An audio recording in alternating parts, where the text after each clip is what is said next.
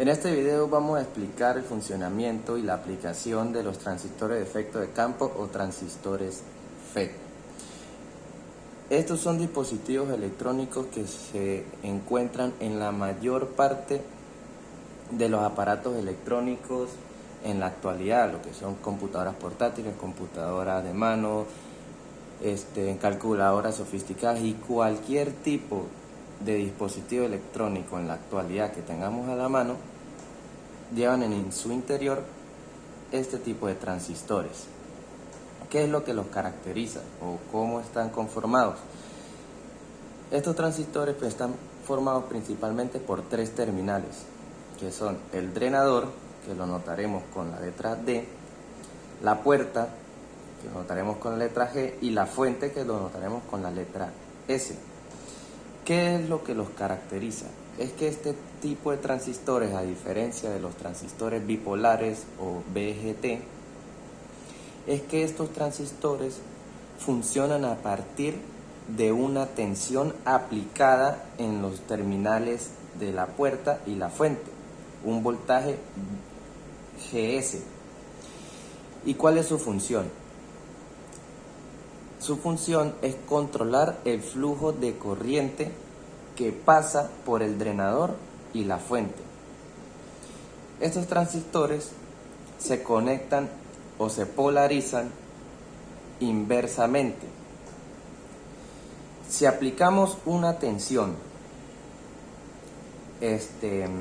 por ejemplo, de 2 voltios y una tensión acá mayor, negativa, de, por ejemplo, menos 5 voltios, vamos a notar que en la unión PN, en la frontera que hay entre la unión PN, lo que llamamos como la zona desértica, va a haber un incremento.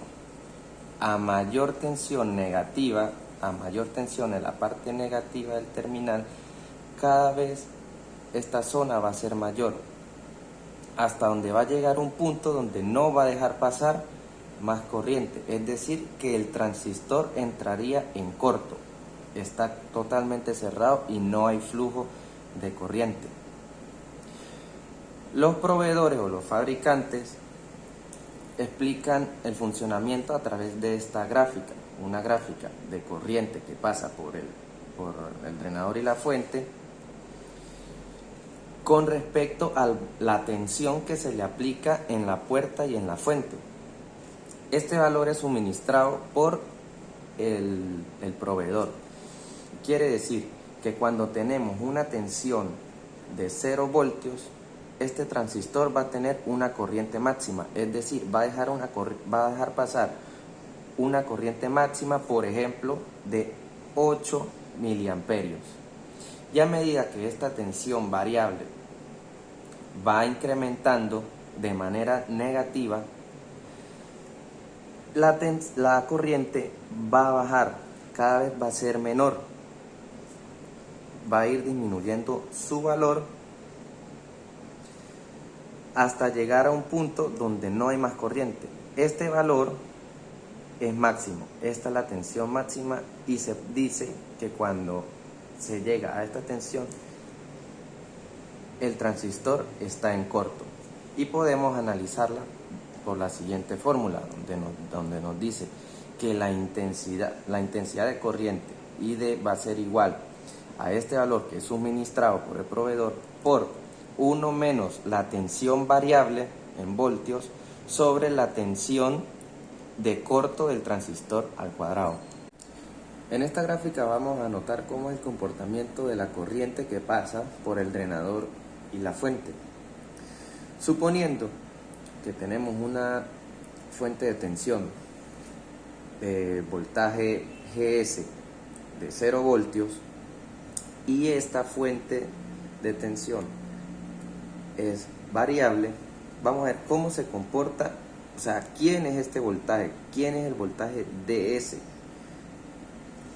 Si vamos a la gráfica, vemos que a medida que esta fuente de voltaje variable, esta fuente de tensión variable aumenta, en la gráfica va a ir aumentando hasta donde va a llegar un punto en la gráfica donde el flujo de corriente no va a seguir incrementando. Así el voltaje vaya incrementando, ya desde este punto la corriente no va a seguir aumentando.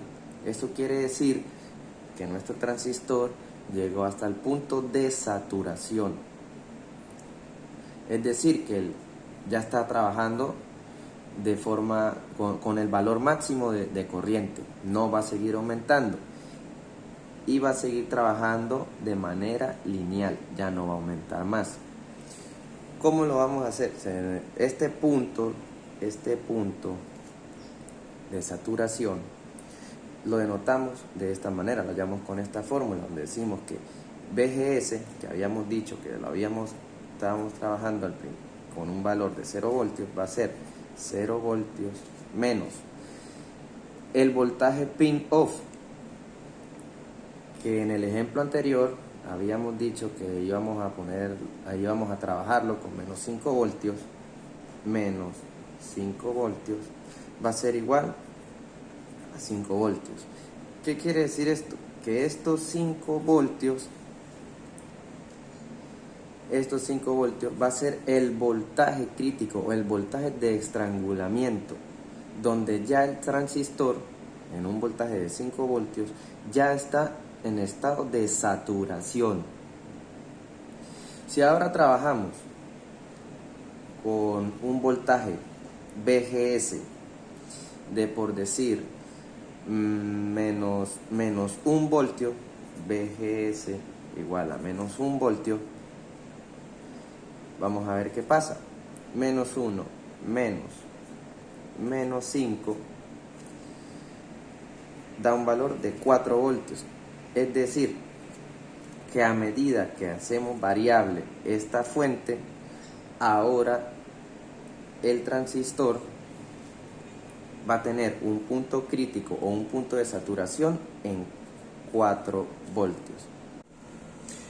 En este video vamos a explicar un ejercicio sobre un amplificador JFET. El enunciado nos dice diseñar un amplificador con el JFET canal N como el que se muestra en la figura de tal manera que, y nos suministran los siguientes datos.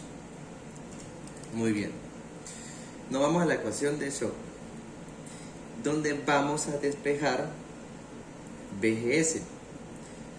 Tenemos ID, que son 3 miliamperios, igual estos valores que nos suministran VGS sobre menos 3 cuadrado.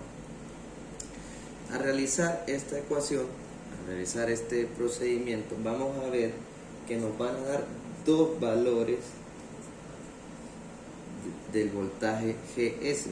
Uno de ellos va a ser 1,5 voltios y el otro va a ser menos 4,5 voltios. Pero ¿qué valor tenemos que escoger? Podemos, por teoría, denotar que la ecuación de Shockley funciona solamente cuando el transistor está en estado de saturación. Entonces, por teoría tenemos que V de S va a ser mayor o igual, al voltaje GS menos el voltaje pin off. Decimos, sustituimos 8 mayor o igual a,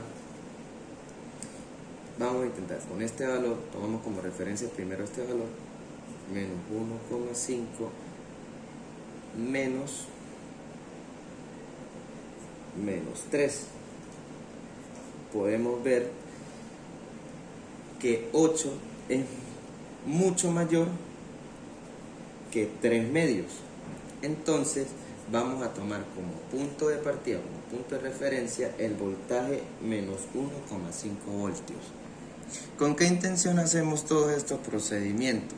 Con la intención de encontrar las resistencias que nos van a servir en el circuito para así hacerlo un amplificador. Ahora pasamos a determinar el GM. Sustituimos valores. Partiendo de esta fórmula, sustituimos valores, decimos que GM va a ser igual a menos 2 por la corriente DSS, que son 12 sobre menos 3 por 1 menos 1,5 menos 3. Yéndonos a la calculadora, nos dice que GM tiene un valor de 4 ms. Bueno, aprovechando que tenemos la impedancia de entrada y la ganancia de la ganancia, vamos a partir de esta fórmula. ¿Para qué? ¿Con qué intención? Con la intención de hallar la resistencia en el la resistencia del drenador, o sea, la resistencia que pasa por el drenador.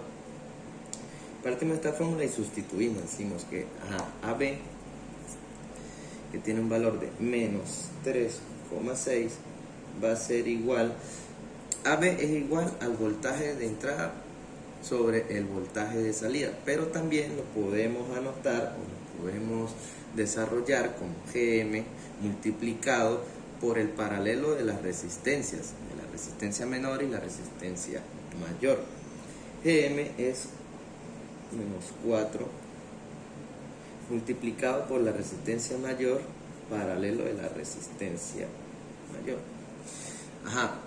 Pero como se nos dijo al principio en los datos, nos dice que tenemos que considerar que la resistencia RD es mucho mayor que la resistencia RD mayúscula. Y cuando trabajamos con unas resistencias en paralelo, siempre va a predominar o siempre va a ser predominante la resistencia con el valor menor. Si nos dicen que consideremos que RD minúscula es mucho mayor, entonces tenemos que tomar en cuenta en este caso y como punto de partida RD mayúscula. Entonces decimos que RD mayúscula desarrollando serían 900 ohmios. Ahora, como dato adicional, como tenemos que BDS es igual a 8 voltios, podemos irnos a un análisis por corriente directa y analizamos esta línea del circuito y decimos que RD por ID más 8 más RS por ID es igual a 15. Sustituimos valores, decimos que RD era 900 ohmios por 3 miliamperios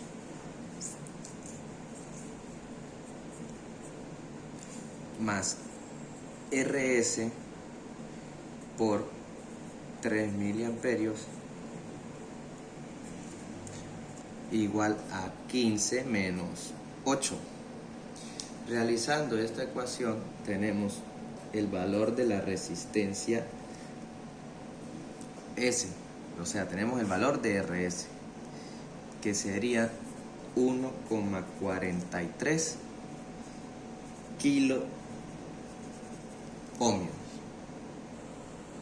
Lo siguiente que vamos a hacer es, partiendo de la impedancia que nos dan como valor, son unos 100 kilo ohmios, es lo mismo que decir el paralelo de estas dos resistencias, esta expresión de acá. Y vamos a usar un divisor de voltaje. ¿Para qué? Para analizar esta malla. Entonces, analizando en la malla 1, de aquí vamos a sacar una expresión que nos va a ayudar a encontrar el valor del resto de las resistencias, de la resistencia 1, de la resistencia 2 y así. Por análisis de malla tendríamos entonces que el divisor de voltaje es igual al voltaje VGS más ID por RS. Sustituyendo, tendríamos 15 por R2 sobre R1 más R2, la resistencia de R1 y R2 en paralelo, igual a menos 1,5 voltios por 3 miliamperios más,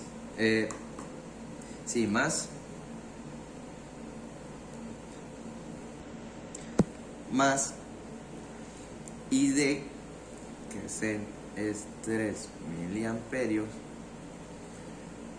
por la resistencia de RD, que es 1,43 kilómetros. Haciendo esta expresión tendríamos, despejando R2, despejando R1 y R2 en paralelo, tendríamos que R2 sobre R1 más R2 es igual a 0,186. Ya. Ahora simplemente tenemos que reemplazar el valor de estas dos resistencias en paralelo en las expresiones anteriores, donde teníamos a ZI igual a 100K, que era 100 kiloohmios, sería 100K igual a R1 multiplicado por 0,186, nos daría el valor de la resistencia 1, que sería 537 kiloohmios. Y de la misma manera hallamos R2, donde teníamos que 100 kiloohmios va a ser igual a 537 kiloohmios por R2 sobre 537 kiloohmios más R2. Y eso nos daría un valor de la resistencia de 122,85 kiloohmios. Esos serían los valores de la resistencia para que nuestro circuito amplificador de JFET